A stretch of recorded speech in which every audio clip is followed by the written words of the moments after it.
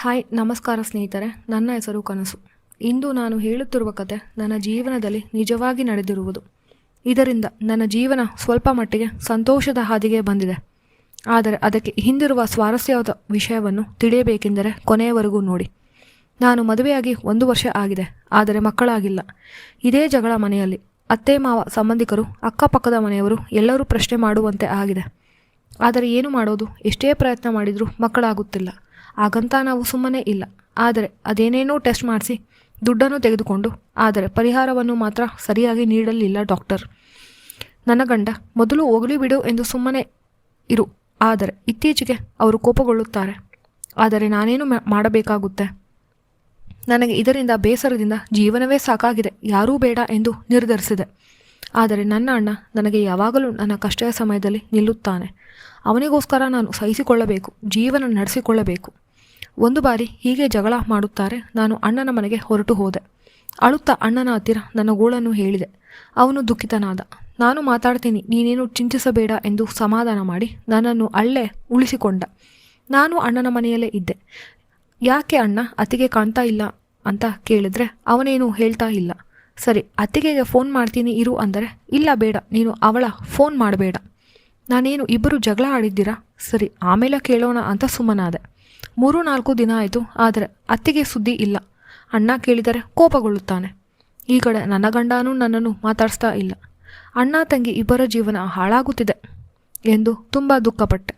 ನನ್ನ ಜೀವನ ಅಂತೂ ಹೋಯಿತು. ಅಣ್ಣನ ಜೀವನ ಸರಿ ಮಾಡಬೇಕು ಅಂತ ಅತ್ತಿಗೆ ಹತ್ರ ಮಾತಾಡಿಸೋ ಪ್ರಯತ್ನ ಮಾಡಿದೆ. ಆದರೆ ಅತ್ತಿಗೆ ಕೋಪಗೊಂಡಿದ್ದಾರೆ. ಏನು ಮಾಡಿದರೂ ಮಾತಾಡ್ತಾ ಇಲ್ಲ.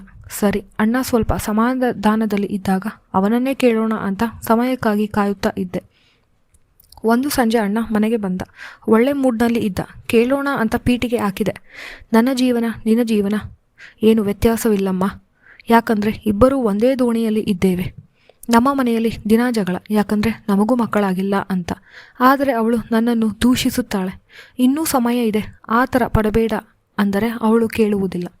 ಇಲ್ಲ, ನಿನ್ನಿಂದ ಆಗೋದಿಲ್ಲ, ನಿನಗೆ ಅದು ಸಾಧ್ಯವಿಲ್ಲ ಎಂದು ಚುಚ್ಚಿ ಚುಚ್ಚಿ ಮಾತನಾಡುತ್ತಾಳೆ.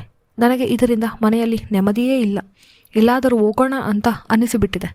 ಅವನ ಕತೆ ಕೇಳಿ ನನ್ನ ಕತೆಯೇ ಕೇಳಿದಂತೆ ಆಯಿತು. ಇಬ್ಬರು ಜೋರಾಗಿ ಅಳುತ್ತಾ ಕುಂತೆವು. ಸ್ವಲ್ಪ ಹೊತ್ತು ಆದ ಮೇಲೆ ಇಬ್ಬರು ಸಮಾಧಾನ ಮಾಡಿಕೊಂಡು, ಯಾಕೆ ಅಣ್ಣ ಇಬ್ಬರ ಜೀವನ ಹೀಗೆ ಆಯಿತು? ಇಬ್ಬರಿಗೂ ನಮ್ಮ ಸಂಗಾತಿಗಳಿಗೆ ನಮ್ಮನ್ನು ಅರ್ಥ ಮಾಡಿಕೊಳ್ಳುವ ಸಾಧ್ಯವಾಗುತ್ತಿಲ್ಲ. ಹೌದಮ್ಮ, ಏನು ಮಾಡೋದು? ನಮ್ಮ ಹಣೆಬರ.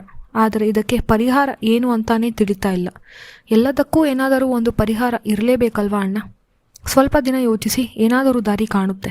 ಹೀಗೆ ಕೆಲವು ದಿನ ನಡೆಯಿತು. ಈ ಕಡೆ ನನ್ನ ಗಂಡನ ಸುದ್ದಿ ಇಲ್ಲ, ಆ ಕಡೆ ಅತ್ತಿಗೆ ಮಾತಿಲ್ಲ. ಸ್ವಲ್ಪ ದಿನ ಆದಮೇಲೆ ನನಗೆ ಒಂದು ಉಪಾಯ ಹೊಳೆಯಿತು. ಅಣ್ಣ ನಮ್ಮನ್ನು ಮದುವೆಯಾದವರಿಗೆ ನಮ್ಮ ಮೇಲೆ ನಂಬಿಕೆ ಇಲ್ಲ. ಇವಾಗ ನಮ್ಮ ಜೀವನ ನಮ್ಮ ಕೈಯಲ್ಲಿದೆ, ನಾವೇ ಸರಿ ಮಾಡ್ಕೋಬೇಕು. ಆಯ್ತಮ್ಮ, ನೀನು ಹೇಳ್ದಂಗೆ ಮಾಡೋಣ. ಏನು ಪರಿಹಾರ ಅಂತ ಅನ್ನಿಸ್ತಾ ಇದೆ ನಿನಗೆ? ಅಣ್ಣ, ನನ್ನ ಗಂಡನಿಂದ ನನಗೆ ಮಗು ಆಗುತ್ತಿಲ್ಲ ಎಂದು ನಿನಗೂ ತಿಳಿದಿದೆ. ಅವರು ನೊಂದಿದ್ದಾರೆ. 15 ದಿನ ಆಯಿತು, ಒಂದು ಫೋನ್ ಸಹ ಮಾಡಿಲ್ಲ ಅವರು. ನೀನು ಮನಸ್ಸು ಮಾಡಿದರೆ ನೀನೇ ನನಗೆ ಪರಿಹಾರವನ್ನು ಕೊಡಬೇಕು. ನನ್ನ ಮಾತು ಯಾವ ಕಡೆ ಹೋಗುತ್ತಿದೆ ಎಂದು ಅವನಿಗೆ ತಿಳಿಯಿತು. ಅವನು ವಿರೋಧಿಸಲಿಲ್ಲ. ಸ್ವಲ್ಪ ಹೊತ್ತು ಯೋಚಿಸಿ, ಹೌದಮ್ಮ, ನೀನು ಹೇಳಿದ್ದು ನಿಜ. ನಿನ್ನ ಸಮಸ್ಯೆಗೆ ನಾನು ಪರಿಹಾರ ನೀಡಿದರೆ ನನಗೂ ಸಮಸ್ಯೆ ಇದೆಯೋ ಇಲ್ಲವೋ ಎಂದು ತಿಳಿಯುತ್ತೆ. ಆಗ ನನ್ನ ಸಮಸ್ಯೆಯು ಪರಿಹಾರವಾಗುತ್ತೆ. ಹೌದಲ್ವಾ ಅಣ್ಣ? ನಿನಗೂ ಇದು ಸಮ್ಮತಿ ಇದೆ ಅಲ್ವಾ? ಆಯಿತು ಅಣ್ಣ, ಇಬ್ಬರು ಈ ಒಪ್ಪಂದಕ್ಕೆ ಬರೋಣ. ಸುಮಾರು ದಿನಗಳ ಕಷ್ಟದ ನೋವನ್ನು ಇಬ್ಬರೂ ಮರೆತೆವು. ನಮ್ಮಿಬ್ಬರ ನಡುವೆ ಇದ್ದ ಅಂತರ ಕಡಿಮೆಯಾಯಿತು. ಅಣ್ಣನ ದುಃಖವೆಲ್ಲ ಮರೆಯಿತು. ನನ್ನ ಜೊತೆ ಸಂತೋಷದಿಂದ ಇದ್ದ. ನನಗೂ ಈ ಒಂದು ವಿಷಯದಲ್ಲಿ ನಿರಾಳ ಸಿಕ್ಕಂತೆ ಆಯಿತು. ಸುಮಾರು ಅರ್ಧ ಗಂಟೆ ಕಾಲ ಅವನು ಲೋಕವನ್ನೇ ಮರೆತ. ಅಣ್ಣ, ಇನ್ನು 4-5 ಬಾರಿ ಆಗಬೇಕು ಅಣ್ಣ, ಅವಾಗೆ ಏನಾದರೂ ಆಗುತ್ತೆ ಅಂತ ಯೋಚನೆ ಮಾಡಬಹುದು. ಆಯಿತು, ನೀನು ಹೇಳಿದಂತೆ ಆಗಲಿ ಎಂದು 1 ವಾರಗಳ ಕಾಲ ನಿರಂತರವಾಗಿ ನಾವು ಲೋಕವನ್ನು ಮರೆತೆವು. ನಮ್ಮ ಸಂಸಾರ ಸರಿ ಮಾಡಿಕೊಳ್ಳುವ ಉಪಾಯದಲ್ಲಿ ತೊಡಗಿದೆವು. ಅಷ್ಟರಲ್ಲಿ ಗಂಡ ನನ್ನನ್ನು ಕರೆದುಕೊಂಡು ಹೋದ.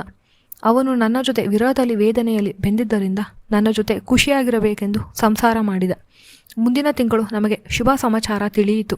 ನಾನು ಗರ್ಭಿಣಿಯಾದೆ. ಮೊದಲು ಖುಷಿಪಟ್ಟಿದ್ದು ಅಣ್ಣ. ಅವನಿಗೂ ನನಗೇನೋ ಸಮಸ್ಯೆ ಇಲ್ಲ ಎಂಬ ಧೈರ್ಯದಿಂದ ಅತ್ತಿಗೆ ಜೊತೆ ಮಾತಾಡಿ ಅತ್ತಿಗೆಯನ್ನು ಮನೆಗೆ ಕರೆದುಕೊಂಡು ಬಂದ. ನನ್ನ ಗಂಡ ಅತ್ತೆ ಮನೆಯವರೆಲ್ಲ ಖುಷಿಯಾದರು. ಅತ್ತಿಗೆ, ನಿಮಗೂ ಮಗುವಾಗುತ್ತೆ, ನಮಗೂ ಆಗುತ್ತೆ ಅನ್ನೋ ನಂಬಿಕೆಯಲ್ಲಿ ದಿನಗಳನ್ನು ಕಳೆದರು. ಅವರು ಶುಭ ಸುದ್ದಿಯನ್ನು ನೀಡಿದರು. ಇಬ್ಬರು 2 ತಿಂಗಳ ಅಂತರದಲ್ಲಿ ಮಗುವನ್ನು ಪಡೆದೆವು. ಮಗುವನ್ನು ನೋಡಿದರೆ ನನ್ನ ಮಗು ಅಣ್ಣನ ಥರ ಕಾಣುತ್ತಿದೆ. ಅಣ್ಣನ ಮಗು ಮುದ್ದಾಗಿದೆ. ಅಣ್ಣನಿಗೆ ಡಬಲ್ ಖುಷಿ. ಏಕಕಾಲದಲ್ಲಿ 2 ಮಕ್ಕಳನ್ನು ಪಡೆದ ಖುಷಿ. ಆದರೆ ಪಾಪ ನನ್ನ ಗಂಡ ಇದು ಯಾವುದನ್ನು ತಿಳಿಯದೆ ಖುಷಿಯಲ್ಲಿದ್ದರು. ನಾನು ಅವರ ಖುಷಿಯನ್ನು ಹಾಳು ಮಾಡಬಾರದೆಂದು ಅವರಿಗೆ ವಿಷಯವನ್ನು ಮುಚ್ಚಿಟ್ಟೆ. ಆದರೆ ಜೀವನ ಪೂರ್ತಿ ವಿಷಯವನ್ನು ಹೀಗೆ ಮುಚ್ಚಿಡಲಿ? ಅದರ ನೋವನ್ನು ನಾನು ತಡೆದು ಹೇಗೆ ಇರಲಿ ಎಂಬ ಪ್ರಶ್ನೆ ಕಾಡುತ್ತಿತ್ತು. ಆದರೆ ನಾನು ಮಾಡಿದ ದ್ರೋಹ ನನ್ನನ್ನು ದಿನ ತಿನ್ನುತ್ತದೆ. ಯಾಕೆ ಹೀಗೆ ಮಾಡಿದೆ? ಆದರೆ ಒಂದು ಕ್ಷಣ ಯೋಚಿಸುತ್ತಾರೆ ಇರಲಿಲ್ಲ. ಇವತ್ತು ಅಂದು ಮಾಡಿದ ಕೆಲಸಕ್ಕೆ ಇಬ್ಬರ ಸಂಸಾರ ಸರಿ ಹೋಗಿದೆ. ನಾನು ಮಾಡಿದ್ದು ನಿಮಗೆ ತಪ್ಪು ಅನಿಸಿದ್ಯಾ? ಇಲ್ಲ ಅಲ್ವಾ? ನಾನು ಸಂಸಾರ ಸರಿ ಮಾಡಿಕೊಳ್ಳೋಕೊಳ್ಳಕ್ಕೆ ನಾನು ಒಳ್ಳೆಯ ನಿರ್ಧಾರವನ್ನೇ ಮಾಡಿದೆ ಅಲ್ವಾ? ಈ ಕತೆ ನಿಮಗೆ ಇಷ್ಟವಾದರೆ ದಯವಿಟ್ಟು ಲೈಕ್ ಮಾಡಿ, ಚಾನಲ್ಗೆ ಸಬ್ಸ್ಕ್ರೈಬ್ ಮಾಡಿ. ಧನ್ಯವಾದಗಳು.